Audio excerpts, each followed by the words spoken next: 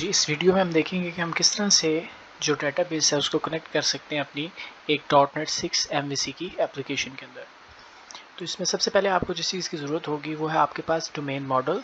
Domain model actually क्या है कि ये नॉर्मली आपकी एक C# की क्लास ही होती है जिसके अंदर आप कुछ प्रॉपर्टीज़ जो हैं वो डिक्लेयर करते हैं और ये क्लास एक्चुअली आपका टेबल रिफ्लेक्ट करती है जो कि आपकी डेटाबेस में बनेगा। ठीक, तो इसमें आप सबसे पहले क्या करेंगे कि अपने प्रोजेक्ट में जाएं, मॉडल में जाके आप एक जो है वो प्रॉपर क्लास ऐड करेंगे। ठीक है, तो इसको साथ साथ हम करके भी देखते जाते हैं। एक .NET 6 MVC की एक एप्लीकेशन बनाई है और उसका व्यू मेरे पास कुछ इस तरह से अवेलेबल है। ठीक है, बनने के बाद अब इसमें मैं क्या करूँगा कि मैं इसमें अपने मॉडल के फोल्डर में आऊँगा और मॉडल्स के फोल्डर में आके यहाँ पे राइट क्लिक करूँगा और राइट क्लिक करने के बाद ऐड पे क्लिक करके यूँ इस तरह से क्लास इसमें एक नई ऐड करूँगा और उस क्लास का नाम जो है वो मैं रख देता हूँ लॉगिन। ठीक है, क्लास बनाने के बाद मेरे पास ये इस तरह से क्लास डिस्प्ले है। अब इसके अंदर मैं कुछ प्रॉपर्टीज़ जो है वो मैं डिक्लेयर कर दूंगा जो भी मैं अपने इस डोमेन मॉडल के अंदर रखना चाहता हूँ। फॉर एग्जांपल मैं इसमें एक प्रॉपर्टी बना देता हूँ यू नेम के नाम से और जो दूसरी है वो मैं स्ट्रिंग डाटा टाइप की यू पास के नाम से।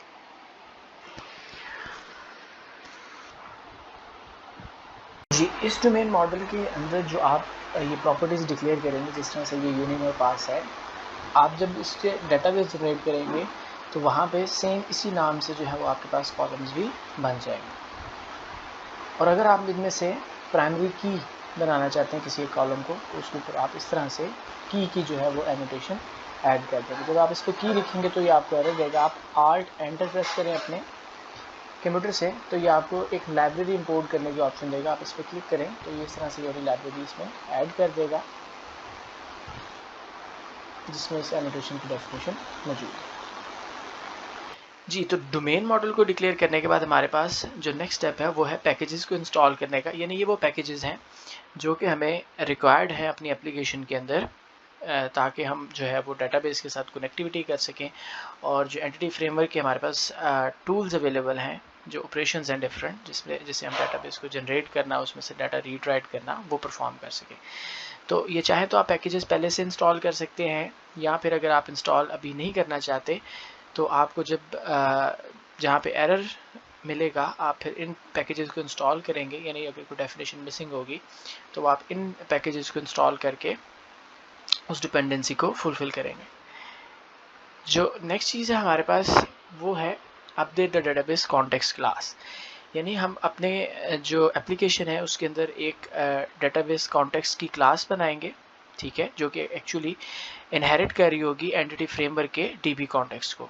ठीक है, और उसके बाद हम डीबी सेट को यूज़ करते हुए अपनी प्रॉपर्टीज़ जो हैं वो रजिस्टर करेंगे। यानी हमने जो भी टेबल बनाना चाहते हैं डेटाबेस में हम उन मॉडल्स अपने जो हमने डोमेन मॉडल बनाया हम उसको क्या करेंगे वहाँ पे रजिस्टर करवाएंगे ताकि जब हम अपडेट डेटाबेस की कमांड चलाएं तो वो जो स्पेसिफिक डोमेन मॉडल हमने स्पेसिफाई किया हुआ है उसके अगेंस्ट हमारे पास डेटाबेस में जो है वो टेबल बन जाए। ठीक है, तो चलते हैं अपनी एप्लीकेशन में और यहाँ पे हम क्या करेंगे जी, अब डीबी कॉन्टेक्स्ट क्लास बना के उसको रजिस्टर करना है हमने।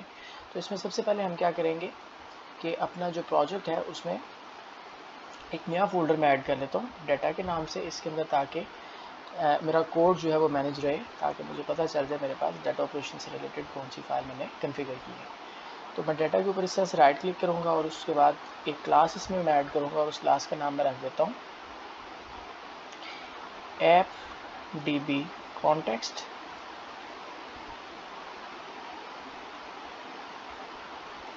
ठीक है, इसका नाम आप कुछ भी रख सकते हैं इस क्लास का। ठीक है, जैसे यहाँ पे डाटा डीबी कॉन्टेक्स्ट रखा हुआ है तो आप ये भी रख सकते हैं या अगर आप नाम चेंज करना चाहें तो आप वो भी कर सकते हैं। उसके बाद आपने क्या करना है जी, आपने इसको इनहेरिट करना है डीबी कॉन्टेक्स्ट की क्लास के साथ। ठीक है, जब आप इसको इनहेरिट कर रहे हैं तो ये आपको कोई एरर दे रहा है कि इसको ये क्लास नहीं मिल रही। तो ये वो चीज़ है जिसके लिए हमें पैकेज की ज़रूरत है जो मैंने आपको बताया था कि हम माइक्रोसॉफ्ट एंटिटी फ्रेमवर्क कोर का जो है वो पैकेज इंस्टॉल करेंगे। ठीक है, आप कोर करना चाहें कोर कर सकते हैं, और अगर एंटिटी फ्रेमवर्क का करना चाहें वो कर सकते हैं। मैं फ़िलहाल जो है एंटिटी फ्रेमवर्क कोर जो है इसमें ऐड कर रहा हूँ। Final install this.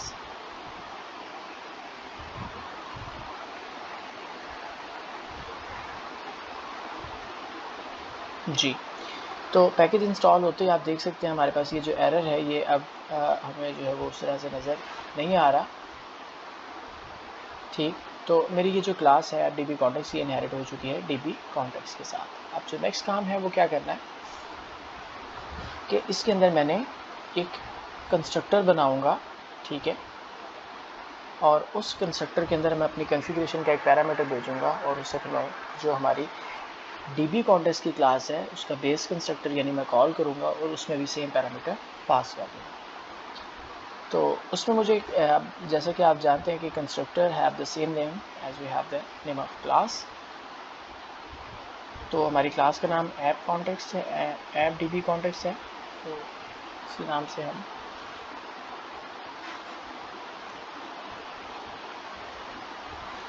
ठीक है एक कंस्ट्रक्टर बना रहे हैं।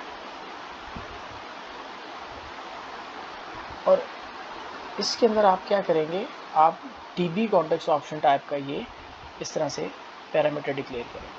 ठीक है, कि DB कॉन्टेक्स्ट ऑप्शन का हमने एक इस टाइप का ठीक है एक पैरामीटर बनाएंगे जो कि एक जेनेरिक टाइप है, और उसके अंदर हम अपनी जो हमने भी क्लास बनाई उसको वो वाली टाइप बता दें इस तरह से। यानी हमारी एप्लीकेशन है ऐप DB कॉन्टेक्स्ट, ठीक है, ऑप्शंस, और इसी तरह से बेस क्लास का कंस्ट्रक्टर कॉल करेंगे, और उसके अंदर भी सेम ऑप्शंस यानी यही पैरामीटर जो हम भेज दें। ठीक है, तो ये हमारी जो कॉन्फ़िगरेशन है वो कंप्लीट हो चुकी है। अब ये जो ऑप्शंस हैं ये हम अपनी सर्विस को जब रजिस्टर करेंगे तो इसके अंदर हम बताएंगे कि हम कौन सी ऑप्शंस जो है वो इस्तेमाल करना चाह रहे हैं। हम डाटाबेस की टाइप बताएंगे कौन सी हम यूज़ करना चाह रहे हैं। ठीक, और उसके अंदर क्या कनेक्शन की प्रॉपर्टीज़ है वो वहाँ से हम इसको भेजें। अब जो नेक्स्ट चीज़ है इसमें हमने वो ये करना है कि हम जो है वो अपना डोमेन मॉडल इसमें रजिस्टर करेंगे। तो हमने जो अभी रिसेंटली डोमेन मॉडल बनाया उसका नाम था लॉगिन। ठीक है, इन द सेम वे मैं यहाँ पे एक DB सेट बना देता हूँ।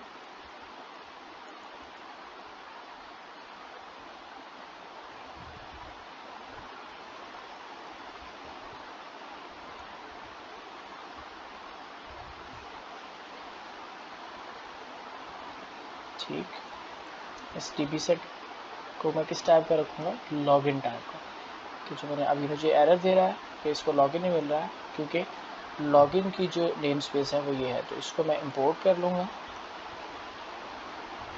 यहाँ पे बाय यूजिंग मॉडल्स।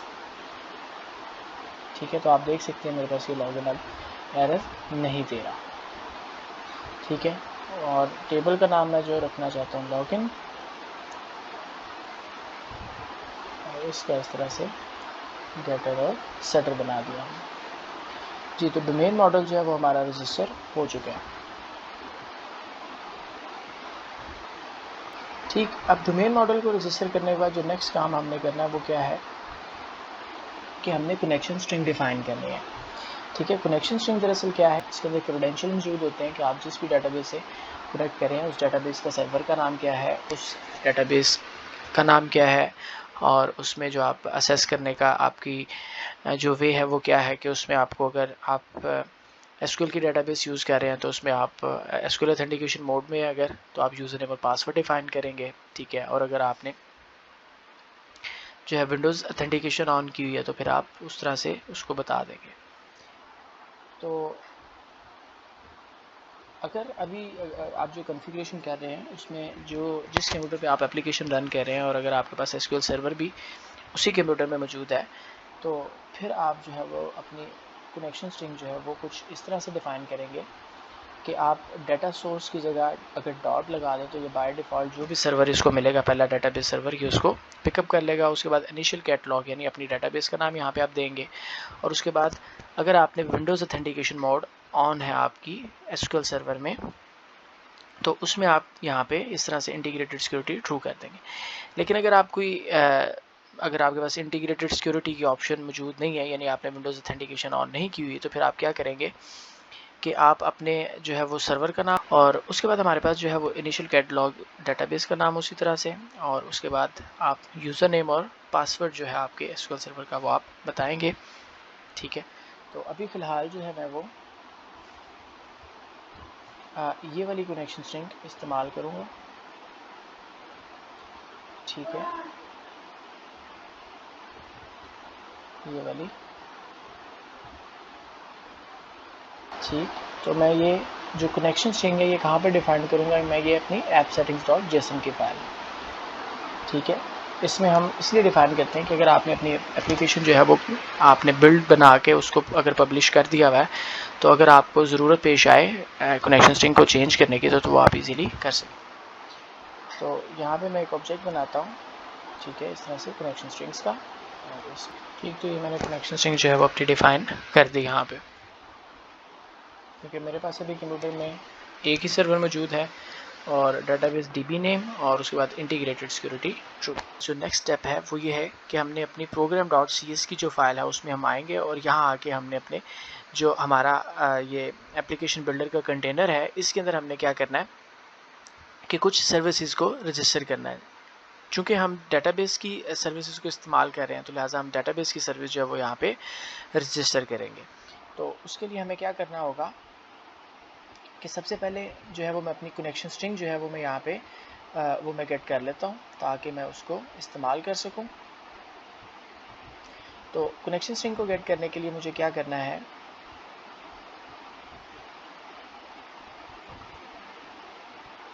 यहाँ पे मेरे पास ये जो बिल्डर है, जो वेब एप्लीकेशन बिल्डर है, मैं इस बिल्डर में जाऊँगा dot configuration dot get connection string. ठीक है, तो आप मेरी ऐप सेटिंग्स में देख सकते हैं मैंने ये कनेक्शन स्ट्रिंग बनाई है, तो लिहाजा मैं गेट कनेक्शन स्ट्रिंग करूँगा।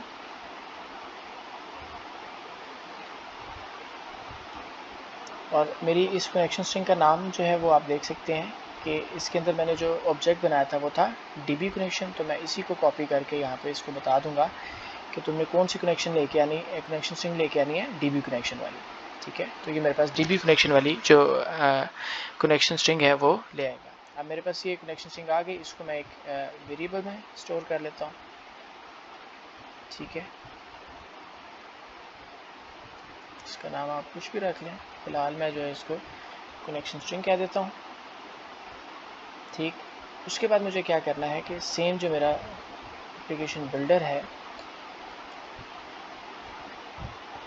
ठीक है, उसके अंदर मैं एक सर्विस जो है वो मैं ऐड करने जा रहा हूँ।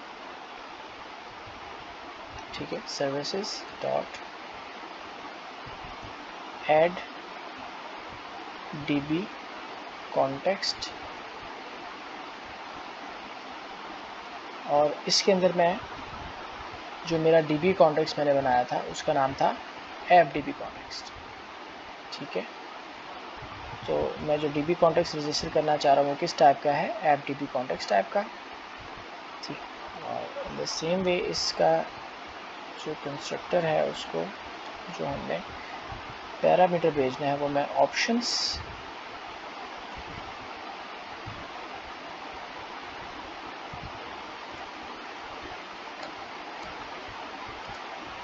डॉट यूज एसक्यूएल सर्वर, क्योंकि हम एसक्यूएल सर्वर यूज़ कर रहे हैं, और इसके अंदर जो पैरामीटर भेजना है वो क्या है, ये वाली मेरी कनेक्शन स्ट्रिंग। ठीक है, लाइक दिस। अब इसको ऐप डीबी कॉन्टेक्स्ट नहीं मिल रहा, तो ये चूँकि हमारे पास इस नेम स्पेस में मौजूद है, ठीक है, टेस्ट डीबी डॉट डाटा में, तो इसको यहाँ पे हम इंपोर्ट कर लेते हैं। ठीक, और उसके बाद अब ये यूज़ एसक्यूएल सर्वर, अब जो मैंने आपको स्टार्टिंग में बताया था कि हमें पैकेज की ज़रूरत है, तो लिहाजा वो वाला पैकेज इसमें मिसिंग है, हम वो पैकेज ऐड कर लेते हैं। तो मैं आल्ट एंटर प्रेस करूँगा।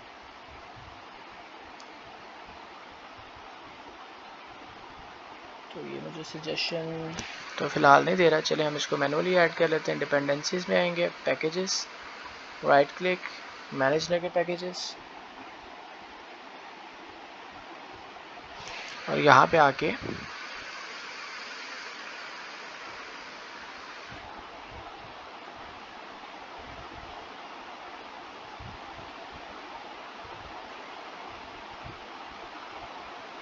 जो मुझे पैकेज चाहिए मैं उसको सर्च कर लूँगा। ठीक है, Microsoft entity framework core.sql server, तो मैं इसको इंस्टॉल कर लूँगा, इसका लेटेस्ट वर्जन। Okay, accept.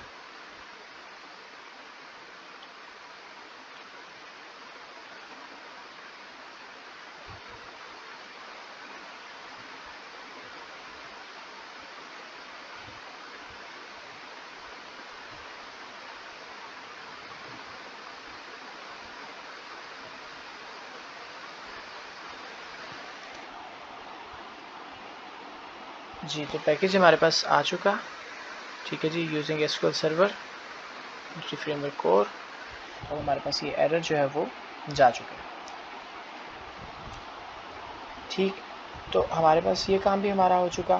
ठीक है, अब जो नेक्स्ट काम हमारे पास रह गया है वो ये है कि हमने डेटाबेस अब जनरेट करनी है अपने डोमेन मॉडल के लिए। तो उसमें हम क्या करेंगे कि आप अभी, जैसे कि मैं आपको अपना एसक्यूएल अगर दिखाऊं, तो आप यहाँ पे देख सकते हैं कि मेरे पास अभी जो डेटाबेसेस हैं इसके अंदर अभी कोई भी डेटाबेस मौजूद नहीं है। तो मैं इधर राइट क्लिक करके एक नई डेटाबेस ऐड कर लेता हूँ, और मैं इस डेटाबेस का नाम वही नाम रखूँगा जो मैंने वहाँ पे अपनी कनेक्शन स्ट्रिंग के अंदर डिफ़ाइन किया था। तो वो मैंने नाम रखा था db name।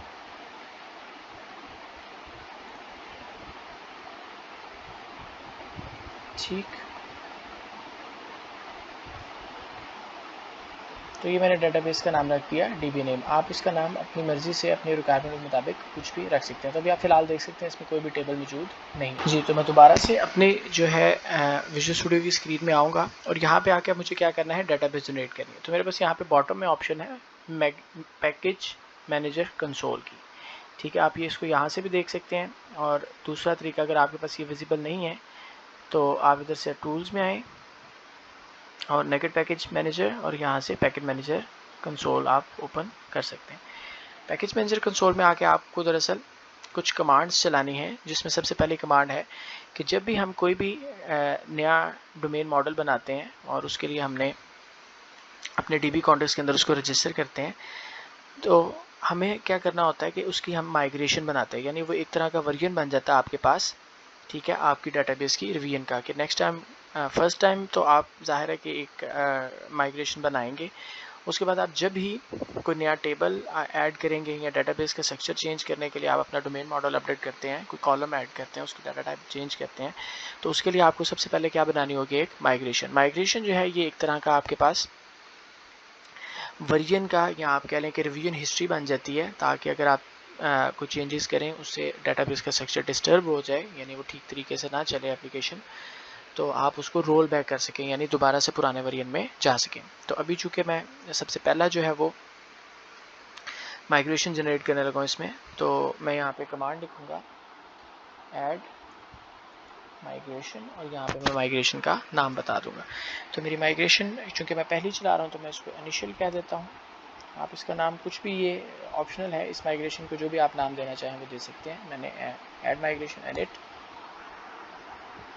ठीक, तो अभी ये मुझे एरर दे रहा है कि add migration is not recognised as the name और ऑफ ए कमांड लाइन, यानी इसको ये जो ये इस कमांड को रिकॉग्नाइज नहीं कर रहा। तो इसमें हमारे पास एक स्टिल पैकेज मिसिंग है। ठीक है, हम अपने दोबारा से पैकेज मैनेजर कंसोल में आएंगे, सॉरी पैकेज मैनेजर में आएंगे, नगर पैकेज मैनेजर में, और यहाँ पे आके एंटिटी फ्रेमवर्क को टूल्स को हमें इंस्टॉल करना होगा। ठीक है, ये पैकेज हमें चाहिए ताकि हम .NET की डेटाबेस की फैसिलिटीज़ को यूज़ कर सकें। तो इसको इंस्टॉल करने के बाद मैं आई एक्सेप्ट पे क्लिक करूँगा।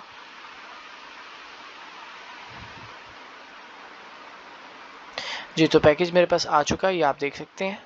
ठीक है, अब मैं दोबारा से पैकेज मैनेजर कंसोल की स्क्रीन पे आऊँगा और आके सेम कमांड रन करूँगा, add migration init. Enter click करेंगे तो आप देख सकते हैं बिल स्टार्ट हो गया, अब हमें वो एरर नहीं मिला। बिल्ड स्टार्ट होते ही बिल्ड सक्सीड हुआ, हमारे पास कोई एरर मौजूद नहीं है। मेक श्योर ये कमांड करने से पहले आपके प्रोजेक्ट में कोई भी एरर मौजूद ना हो। ठीक है जी, माइग्रेशन हमारे पास बन चुकी है। तो अब ये माइग्रेशन क्या करेगी, इसने उसका कोड जनरेट कर दिया कि अब में हमारे पास क्या होगा कि क्रिएट टेबल, एक टेबल बनेगा डेटाबेस के अंदर जिसका नाम लॉगिन होगा और उसके अंदर 2 कॉलम होंगे यूनेम और यूपास के नाम से, जिनकी डाटा टाइप जो है वो ये nvar4 मौजूद होगी और उसमें से जो प्राइमरी की है वो हमारे पास यूनेम है। ठीक, तो जब हम इस माइग्रेशन को अगर रोल बैक करेंगे तो हमारे पास क्या होगा कि ये ड्रॉप हो जाएगा आपके पास लॉगिन का टेबल। तो ये हमारे पास स्क्रिप्ट जनरेट हो चुका है। तो अब अगर आप अपना एसक्यूएल देखेंगे तो आपके पास अभी भी डाटाबेस नहीं बनेगी। ठीक है, डाटाबेस बनाने के लिए आपको नेक्स्ट कमांड जो है रन करना पड़ेगी। वो कमांड है अपडेट डाटाबेस, ठीक है, बेस्ड ऑन दिस माइग्रेशन। तो मैंने ये कमांड रन की तो मेरे पास ये देखें, ये इस तरह से ये डन का मैसेज आ गया कि मेरे पास डाटाबेस भी जनरेट हो गई और उसमें टेबल भी बन गया। इस चीज़ को हम वेरीफाई कर लेते हैं अपने एसक्यूएल सर्वर की स्क्रीन पे। जी, तो जैसे कि मेरे पास आप देख सकते हैं ये डीबी नेम के नाम से यहाँ पे डाटाबेस जो मौजूद है, पहले इसमें कोई टेबल नहीं था लेकिन अभी आप देख सकते हैं कि इसमें एक लॉगिन के नाम से टेबल बन चुका और उसके अंदर हमारे पास 2 कॉलम भी मौजूद हैं, यूनेम और यूपास के नाम से, और यूनेम को हमने की डिफाइन किया हुआ है। ठीक है, so that's the beauty of entity framework कि हमारे पास ये ऑटोमेटिकली जो इसका ORM है वो क्या करता है, डाटाबेस के जो आपको अभी हमें डायरेक्टली कोई भी रा क्यूरी नहीं लिखनी पड़ी कि हम यहाँ पे आके कोई क्रिएट टेबल की कमांड लिखें। हमने सिर्फ क्या किया, अपना डोमेन मॉडल बनाया और उसको रजिस्टर किया और उसके बाद हमने जो भी उसका प्रोसेस था उसको चलाया और उसके बाद कमांड्स रन करने से हमारे पास ऑटोमेटिकली डाटाबेस के जो है वो टेबल्स जो हैं वो उसके अंदर जो भी रिक्वायर्ड कॉलम्स हैं वो जनरेट हो चुके हैं। इन द सेम वे अगर आप मज़ीद जो है वो टेबल्स इसमें ऐड करना चाहते हैं तो आप उसी तरह से डोमेन मॉडल रजिस्टर करते जाएं और इस तरह से आप ऐड माइग्रेशन और अपडेट डाटाबेस की कमांड आप रन करके अपने जो टेबल्स हैं वो जनरेट कर सकते हैं। जी, डेटाबेस हमारे पास बन चुकी है। अब इसके अंदर हमने कुछ डाटा इंसर्ट करना है तो उसके लिए अब हम क्या करते हैं, हम अपने कंट्रोलर पे आ जाते हैं। तो यहाँ से डाटा इंसर्ट करने के लिए भी मैं इस एप्लीकेशन को रन करता हूँ तो हम प्रिंटली देखते हैं कि क्या हमारे पास कोई फॉर्म मौजूद है।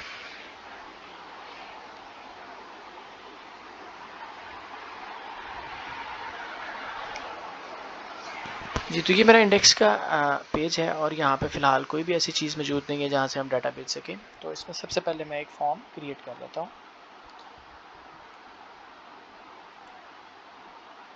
तो मैं ये अपने इंडेक्स के फॉर्म के अंदर ही यहाँ पे क्या करता हूँ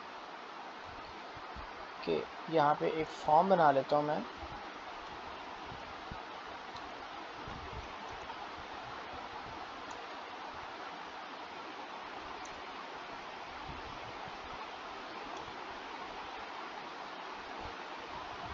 ठीक है जी, फॉर्म बना लिया, मेथड पोस्ट होगा इसका और इस पे जो हमने एक्शन कॉल करना है, यानी कि जब मैं ये फॉर्म सबमिट करूँगा तो हिट कहाँ पे जाएगी, तो हमारे पास हिट जो है वो जानी चाहिए होम कंट्रोलर। ठीक है, होम कंट्रोलर के अंदर कहाँ पे हिट हम भेजेंगे,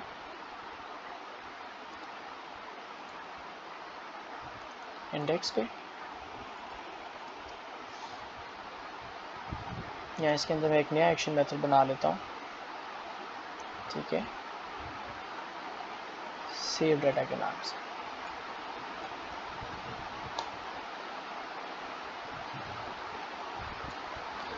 ठीक, और इस फॉर्म के अंदर मैं 2 फील्ड्स बना लेता हूँ, input type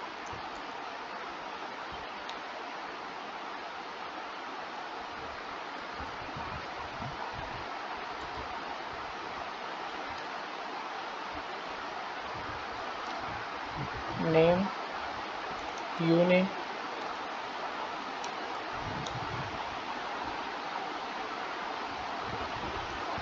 input type again text, इसका नाम हम रख देते हैं यूपास। ठीक है, और इसमें मैं एक बटन लगा देता हूँ डाटा को सब इस फॉर्म को सबमिट करने के लिए।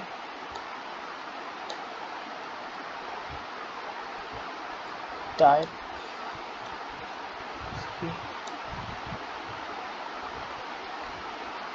सबमिट।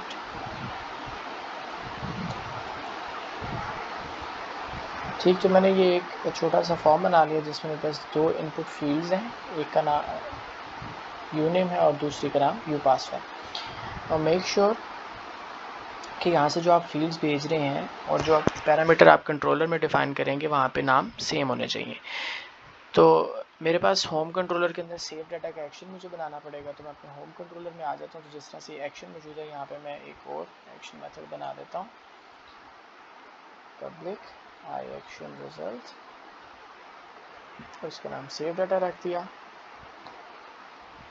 ठीक, और ये मेरा जो मेथड है, ये चूँकि मैं इसको पोस्ट की रिक्वेस्ट से फॉर्म से डाटा भेजूँगा तो लिहाजा इसे मैं HTTP इस तरह से पोस्ट के साथ डिक्लेयर कर दूँगा। ठीक है, तो ये मैंने मेथड डिक्लेयर कर दिया। अब इसके अंदर जो मेरे पास पैरामीटर है, अब पैरामीटर के अंदर मेरे पास दो वैल्यूज़ आ रही हैं, यूनेम और यूपास, और ये मेरे एग्जैक्टली मैच करेंगे डोमेन मॉडल के साथ कि मेरे डोमेन मॉडल के अंदर जो एट्रीब्यूट्स हैं वो भी यूनेम और यूपास हैं, और ये नाम भी सेम है, स्पेलिंग सेम होनी चाहिए यहाँ पे ना, ये केस सेंसिटिव है। तो मैं यूनेम और यूपास यहाँ पे जो मेरा कंट्रोलर का मेथड है, यहाँ पे मैं लॉगिन का एक पैरामीटर भेज दूँगा। तो ये क्या होगा, मैं यहाँ से जो भी लॉगिन के लिए यूनेम और यूपास दूँगा वो लॉगिन के मॉडल के अंदर ऑटोमेटिकली जो है वो यूनेम और यूपास के ऊपर मैप हो जाएंगे। ठीक, तो यहाँ पे मैं मॉडल की स्टेट देख लेता हूँ, अगर इस वैलिड है तो हम डाटा सेव करेंगे। ठीक, इसको मैं ये इस तरह से रिटर्न करवा देता हूँ व्यू, और सेम मॉडल ही यहाँ से रिटर्न करवा देंगे। और अगर मॉडल स्टेट वैलिड है तो मुझे क्या करना है, डेटाबेस में डाटा सेव करना है। ठीक है, तो डेटाबेस में डाटा कैसे हम सेव कर सकते हैं, उसके लिए मैंने जो DB कॉन्टेक्स्ट बनाया था इनिशियली, ठीक है, मुझे इसकी ज़रूरत पड़ेगी। ठीक है, एप्लीकेशन DB कॉन्टेक्स्ट की। मैं अपने होम कंट्रोलर में आऊँगा और यहाँ पे एक वेरिएबल डिक्लेयर करूँगा, प्राइवेट रीड ओनली। ठीक है, ऐप DB कॉन्टेक्स्ट, और ऐप DB कॉन्टेक्स्ट के नाम से। ठीक, इसको मैं इनिशियलाइज़ कर लेता हूँ बाय यूजिंग कंस्ट्रक्टर। ठीक है, जिस तरह से मैंने लॉगर को इनिशियलाइज़ किया, इसकी डिपेंडेंसी रिजॉल्व करवाई, क्योंकि मैं इसे ऐसे सर्विस रजिस्टर किया हुआ है ऐप DB कॉन्टेक्स्ट, तो लिहाजा मुझे इसकी डिपेंडेंसी को रिजॉल्व करवाना पड़ेगा। तो इसका मैं नाम बदल के इसको अंडरस्कोर कर देता हूँ, और यहाँ पे ऐप DB कॉन्टेक्स्ट, और ये कन्वेंशन हम फॉलो कर लेते हैं, ऐप DB कॉन्टेक्स्ट जो है वो equals to this DB context, यानी ये जो मैंने लोकल वेरिएबल बनाया है ऐप DB कॉन्टेक्स्ट, इसको मैंने कंस्ट्रक्टर के थ्रू इनिशियलाइज़ करवा दिया। तो मेरे पास ऐप DB कॉन्टेक्स्ट रजिस्टर हो चुका। अब मैं इसको यूज़ करके डाटा सेव करूँगा। मैं app DB context dot add, ठीक, और इसको कहूँगा कि इसके अंदर क्या ऐड कर दो, लॉगिन, यानी मुझे यूज़र जो भी इंफॉर्मेशन लॉगिन के अंदर भेज रहा है उसको आप क्या कर दें, डाटाबेस में ऐड कर दें। और उसके बाद ऐड करने के बाद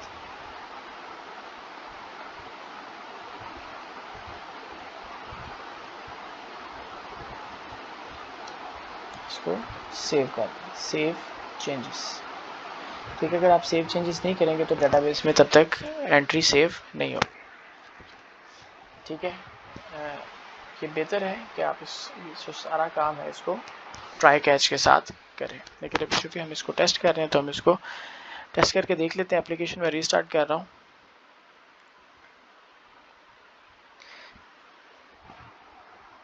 ठीक है जी, तो हमने एक छोटा सा फॉर्म बनाया था, अब हमें वो होम की स्क्रीन पे नज़र भी आ रहा है यहाँ पे। ठीक है, तो मैं कंडीशन यहाँ पे गलत लगा दिया, हमने नॉट लगा दिया। अगर मॉडल स्टेट वैलिड है तो फिर डाटाबेस में इंसर्शन करवानी है, नॉट नहीं लगाना था। बैग में मैसेज डाल के भेज देता हूँ, dot message is equal to data saved successfully, और इस मैसेज को हम ट्राई कैच में लिख लें अगर ये सब कोड, तो ये बेहतर है डाटाबेस वाले ऑपरेशंस, ताकि अगर कोई इशू आए तो हम उसको रिजॉल्व कर सकें। ठीक है जी, तो अगर इसको ट्राई करके हम डाटा सेव करते हैं तो डाटा सेव सक्सेसफुली जाएगा, और अगर कोई इशू आ जाता है तो हम इसी में मैसेज लिख देंगे देयर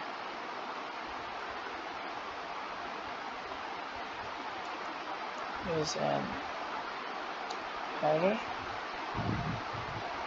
ठीक, और यही मैसेज मैं अपने व्यू में भी डिस्प्ले करवा देता हूँ। यहाँ पे टॉप में हेडिंग 1 में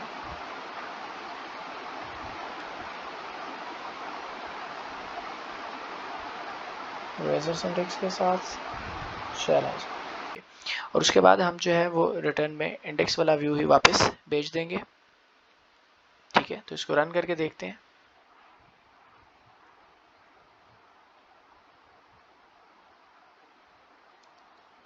जी, तो हमारे पास ये होम पेज भी इस तरह से हमें फॉर्म नज़र आ रहा है। तो यहाँ पर मैं इंफॉर्मेशन एंटर करता हूँ, टेस्ट 3 सबमिट कर रहे हैं, डाटा हमारे पास आ रहा है। ठीक है, टेस्ट 3 के नाम से F10 मॉडल वैलिड है। ठीक है जी, डाटा सेव हो गया, व्यू बैक में मैसेज आ गया और व्यू भी रिटर्न हो गया। तो ये देखें डाटा सेव सक्सेसफुली। लेकिन अब मैं अगर ट्राई करता हूँ टेस्ट 3 दोबारा से एंटर करने की, चूँकि हमने इसको प्राइमरी की सेलेक्ट किया हुआ है, तो ये दोबारा टेस्ट 3 एंटर नहीं होने देगा। ठीक है, तो मैं इसको सबमिट करता हूँ। Model state valid, data enter किया, एरर आया, कैच में गया, देयर इज़ एन एरर, और हमारे पास व्यू में देयर इज़ एन एरर। तो इस तरह से हम जो है वो डाटाबेस में डाटा सेव कर सकते हैं। तो अब हम अपनी डाटाबेस में जाके देखते हैं कि क्या हमारे पास डाटा सेव हुआ। जी, तो हम डाटाबेस में आ चुके हैं।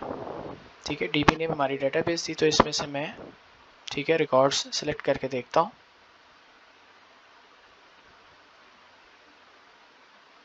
जी, तो ये देखिए हमारे पास टेस्ट 2 और टेस्ट 3 ये जो हमने रिकॉर्ड वहाँ से भेजे थे हमारे पास आ चुके हैं। ठीक है, तो इस तरीके से कि हमारे पास एक प्रोसेस है जिसके थ्रू हम क्या कर सकते हैं कि डाटाबेस में एंटिटी फ्रेमवर्क .NET 6 के जरिए जो है वो डाटा सेव करवा सकते हैं और वहाँ से हम रीड भी कर सकते हैं।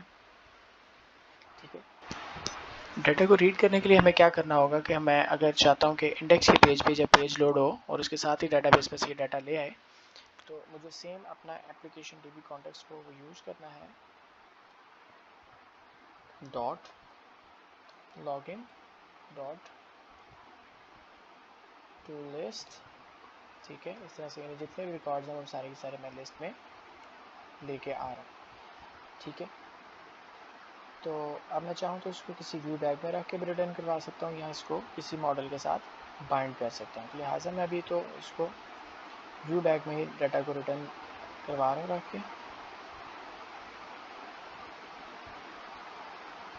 ठीक, व्यू बैग डाटा में मैंने ये सारे के सारे रिकॉर्ड डाटाबेस से उठाए, ठीक है, जो कि लॉगिन के टेबल में मौजूद थे, उनको लिस्ट में कन्वर्ट किया और वो मैंने इस तरह से डाटा में सेव कर लिया। व्यू जब रिटर्न होगा तो इंडेक्स में हम आ जाते हैं और यहाँ पे आके मैं जो है यहाँ पे सबसे ऊपर जहाँ पे पहले वेलकम मैसेज आ रहा था, इसके अंदर अब चूँकि मेरे पास लिस्ट आ रही है तो मैं एक लूप चलाऊँगा इस तरह से, फॉर ईच लूप,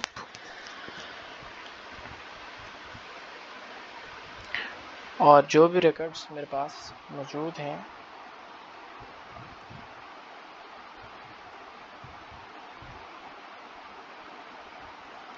इस व्यू बैग के अंदर,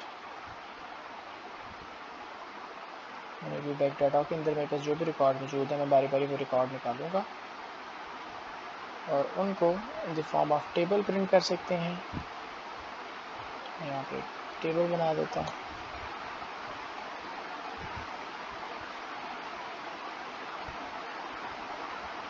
ठीक, और टेबल के अंदर हम उतनी ही रोज़ प्रिंट कर देंगे।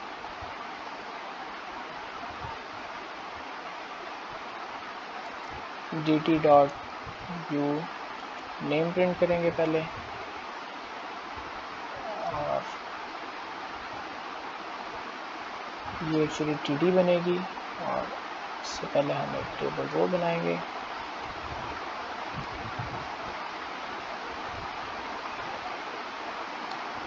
इस तरह से, और जो हमारे पास दूसरा टेबल डाटा होगा वो क्या होगा, यू पास, ठीक है। और टेबल के शुरू में हम जो है वो टेबल हेड भी डिफाइन कर देते हैं, ठीक है, यू नेम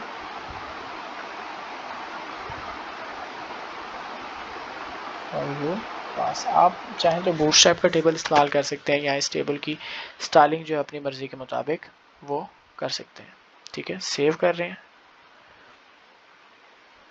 इस पेज को, होम इंडेक्स को मैं दोबारा से लोड कर रहा हूँ। एक्चुअली मुझे अपनी एप्लीकेशन रीस्टार्ट करनी होगी क्योंकि मैंने नया ऑब्जेक्ट डिक्लेयर किया जी। तो जैसे ये होम लोड होगा, ये देखें टेस्ट 1 टेस्ट 2 टेस्ट 3 मेरे पास डेटाबेस रिकॉर्ड भी आ चुके हैं।